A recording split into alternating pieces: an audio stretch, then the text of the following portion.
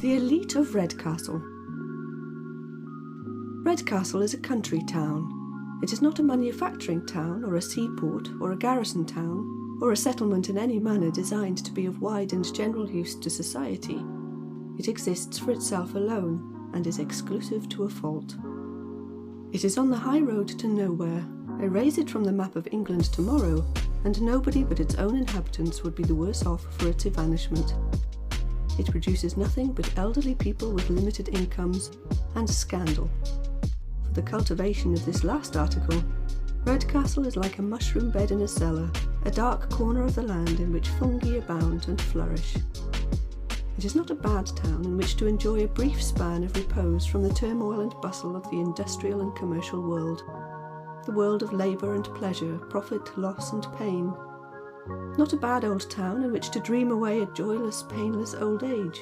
But to live in Redcastle, to bound one's hopes within its brick and mortar confines, to regulate one's life by its petty proprieties and narrow creed. Heaven pity that wretch to whom destiny flings the lot of lifelong bondage in Redcastle. It is a clean old town. Scarcely in laborious Holland, where the servant maids scrub the chimney pots and pipe clay the gutters, would you find a cleaner.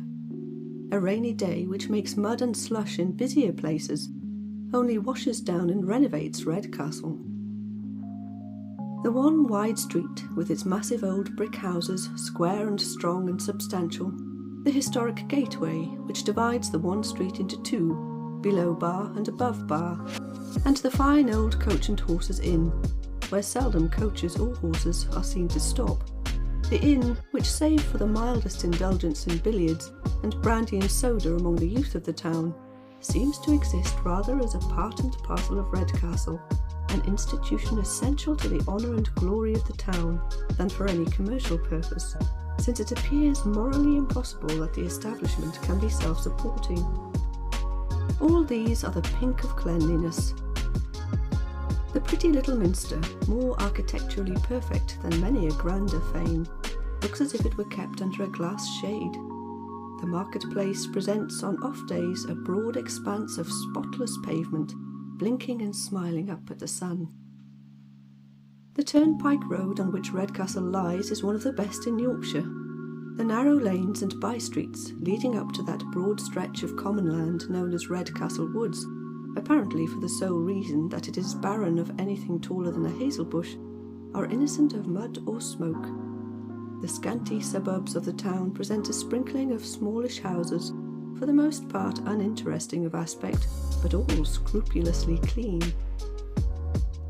Those modern edifices, the Wesleyan Chapel, the Independent Chapel, and that Masonic temple, the Athena Lodge, are of whitest freestone, with shining windows and hearthstone steps embellishing their classic porticos. Redcastle, producing nothing and offering no attraction to visitors, is naturally not a wealthy settlement. The rich inhabitants of Redcastle can be counted on the fingers of a single hand. Yet there is perhaps no town in England in which respect for wealth is more deeply implanted in the human mind. It is a saying of the profane that twopence halfpenny will not consort with twopence in Redcastle. But this is not a true saying, for more than it worships wealth, does Redcastle worship appearances, and if A with twopence can put on the semblance of threepence, he shall assuredly be held higher than C, who lacks the art to obtain as much out of twopence halfpenny. The elite of Redcastle, that is to say, persons of fixed income or established professional earning, ranging from 8 to 1800 per annum, live within a narrow circle. The houses immediately below bar and the houses immediately above bar shelter the aristocracy of the town. Below bar, grave old red brick houses of the early Georgian period, roomy and comfortable within, respectable of aspect without. Above bar, houses of a more modern date, stone facades, French windows, porches, verandas, larger gardens and ostentatious stabling, rarely used, save for the accommodation of a pony chaise, like one of Falstaff's buck-baskets. Within this charmed circle, in the largest of the stone-fronted houses above bar, resides Colonel Stormont, who enjoys the privileges of retirement and half-pay, cheered by the society of his wife and family, the family consisting of a grown-up son and 2 grown-up daughters, who, of various views upon other questions, are at one in the opinion that Redcastle was called into being for their especial behoof, and who regulate their conduct by that idea.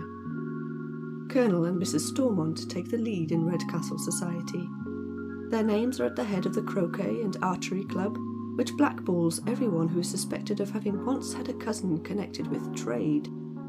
They are chief patrons of the assize and Masonic balls.